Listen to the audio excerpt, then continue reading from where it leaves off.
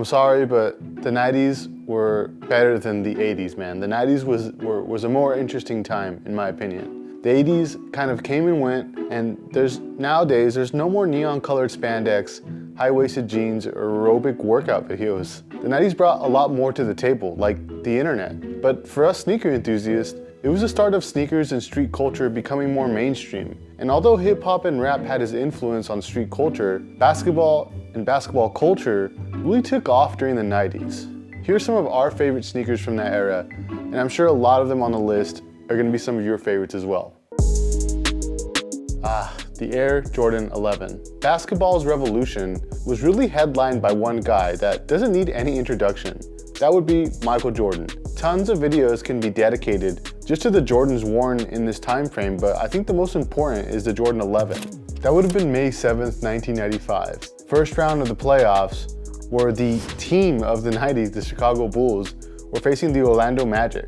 The big stage needed some new shoes, and these were special. First time patent leather was ever used on a basketball sneaker, full-length Air carbon fiber spring plate, herringbone traction. The shoe brought so much to sneakers, and they're still loved by sneakerheads today. Breads, Concords, Space Jams, you can't go wrong with a fresh pair of 11s. It's a GOAT shoe in my opinion.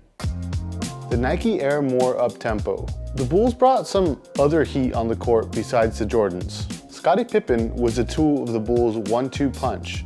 Scottie Pippen brought his own style to the court with his own signature series, which featured the Pippen 1 and the Pippen 2s. But probably the most popular shoe Scottie would wear on court was the Air More Uptempo. This shoe was loud, man, with the noticeable and now famous Air spelled out on the side. One of its most memorable moments on the court was during the 1996 Olympics in Atlanta. Probably the most classic colorway of this sneaker, I would probably have to say, is just the simple black and white colorway. I know there's some really cool tan ones and red ones, but I feel like the black and white one is the most iconic. But what do you think? The Nike Air Force 180. Now, Scottie wasn't alone in his Olympic heat. Fellow teammate Charles Barkley had his own memorable Olympic shoes too. This sneaker features Nike's Air Max cushion, but this time with a 180-degree unit that was featured on the iconic Air Max 180. It also featured a really cool 4-foot strap. I feel like Charles Barkley's line doesn't really get the love that it deserves, but these shoes are an instant classic to me and remind me of the 90s. The Converse Aerojam. During this era, the league was full of high flyers, and when it came to Charlotte, it was Grandmama himself. Larry Johnson was tearing it up in his Converse Aerojams. While not as dominant as before, Converse was still a big player in the market, and of course they had Larry Johnson, but they also had Dennis Rodman, who also had some really cool signature shoes with the brand as well. These days it's cool to see Converse get back into the basketball scene with a solid line of current stars like Draymond Green, Shai Gilgeous-Alexander, but I feel like the Aerojam is a sleeper when it comes to 90s basketball shoes. The sneaker featured a detachable lace covering and Converse's now novelty cushioning system called Juice. Converse was really doing its thing in the early 90s, but unfortunately they fell off when it came to basketball, and it's sad because they have such a huge history with basketball, but hey, you never know. I like the new the BB4s that came out not that long ago, so. All right, the Nike Foamposite. There was a young team starting to make some noise in the NBA, and that team was the Orlando Magic, and they had a really special point guard by the name of Penny Hardaway. The athletic 6'7" guard brought legendary shoes to the hardwood, like the Penny 1, which is supposed to be getting a retro here soon, so I'm excited for that. But Penny's most notable shoe was the Foamposite.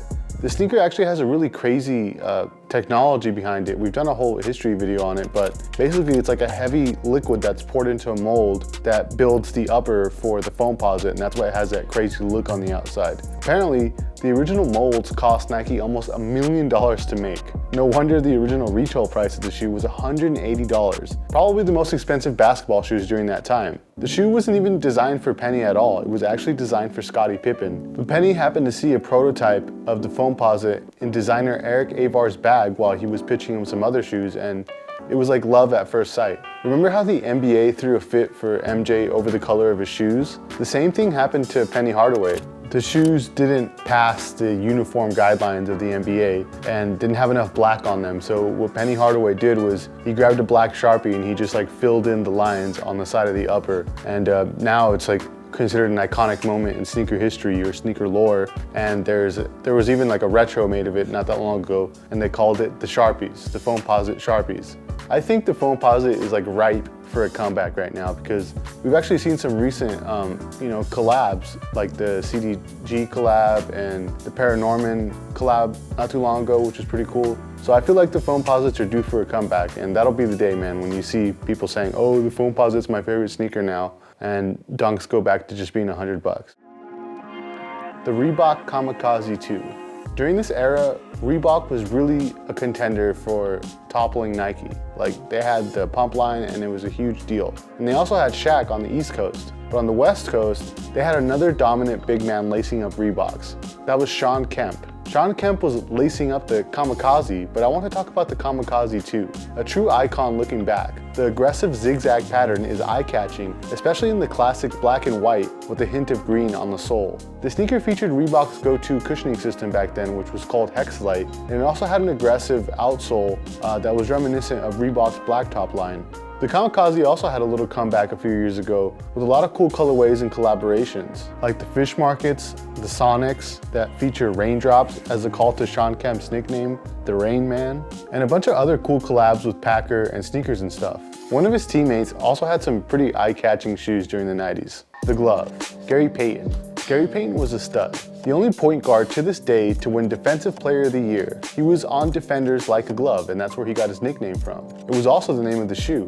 The glove featured a zip-up shroud, a little strap for security, and Nike's monkey paw technology, which you don't really see that often. It's a support system for the ankle. This technology would also carry over to the Nike GP, another solid shoe. Alright, probably personally my favorite on this list, the Fila Grant Hill 2. Another name, unfortunately, you don't see too much on the basketball scene is Fila. They had a few stars in the 90s like Jerry Stackhouse, and arguably one of the greatest what-ifs in NBA history, Grant Hill. The Grant Hill 2 is a classic that doesn't really get much love. Tumbled leather build, navy patent leather trim. These were actually designed by David Reyes, who would eventually start Brand Black, the same brand that would eventually make shoes for the Big Baller brand. If you're a hooper, you gotta try some Brand Blacks. They're awesome, and so are the Grant Hill 2s, which actually celebrated their 25th anniversary with a limited release of the original white and blue pair. Nacho has a ton of these, and we actually made a whole video about his sneaker collection for our Patreon, so if you wanna check that out, sign up for our Patreon. I'll leave the link in the description below. Appreciate it. The Reebok Question. The late 90s brought in a new era for basketball lovers and sneaker enthusiasts, and it all started with the 1996 draft. This draft brought a few stars to the league, just a few nobodies like Allen Iverson, Ray Allen, Kobe Bryant, Steve Nash, just 4 of the best players of all time, no big deal. For the first pick of the draft, the Sixers picked Allen Iverson. Iverson was an assassin on the court, and he also deserves a lot of credit off the court for basically bringing street culture to the mainstream, and well, not the mainstream, but to basketball culture. And you know, he's also known for his sneakers, which are amazing. The Ansher line has some classic like the 4s, the DMX 10s, but it is the Reebok Question that is a favorite for many, and also brought some classic on-court moments as well, like that historic crossover on Michael Jordan.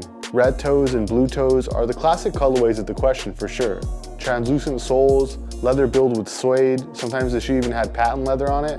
An iconic sneaker of the 90s. The Reebok Questions are a bit saturated today, but in the early 2000s, collabs would carry the Questions. Sneakers and Stuff, Bape, Undefeated, Packer Shoes even released homage pairs inspired by the very Questions Kobe and LeBron would lace up. The Adidas Crazy 97. The 90s are really known for their bold designs, and the Crazy 97 was no exception here. The shoe featured Adidas Feet You Wear technology. This system was designed to cradle the foot, make movements a bit more natural, and prevent ankle rolls with the sole coming up and wrapping around to make sure as much rubber is hitting the floor as possible. This technology was also featured on the KB8s, or what they're calling them today, the Crazy 8s, because Kobe's not associated with the brand anymore. The Crazy 97 is definitely one of my favorite Adidas EQT basketball sneakers, and it's probably one of the most iconic moments in Kobe's early career in terms of sneakers, so that's why we included it on the list. A classic sneaker of the 90s, for sure. Now, there are plenty of sneakers that didn't make this list, but that's because the 90s were a crazy time for sneakers. They brought out so many iconic pieces of footwear back then, which to this day are still beloved. The competition between brands and the innovation that was happening back then, it was just a different level, and I miss it, to be honest. What are some of your favorite sneakers from the 90s, and what's your favorite brand from the 90s? Leave it in the comments down below. But hey, before you go, I'd like to let you know that we just launched a Patreon, and if you'd like access to a really cool sneaker enthusiast Facebook group, a private group, mind you, of 5,000 sneakerheads, a real positive place on the internet, which are hard to come by. If you'd like access to that, sign up for our Patreon. You won't regret it. I will leave the description. I'll leave the link in the description. Check it out. And I will leave you with the link to some more 90s sneaker history videos right here, and also the Patreon link somewhere over here. It'll be somewhere on the screen, but for now, guys, if you're peacing out, I appreciate you watching, and we'll catch you on the next one. Peace.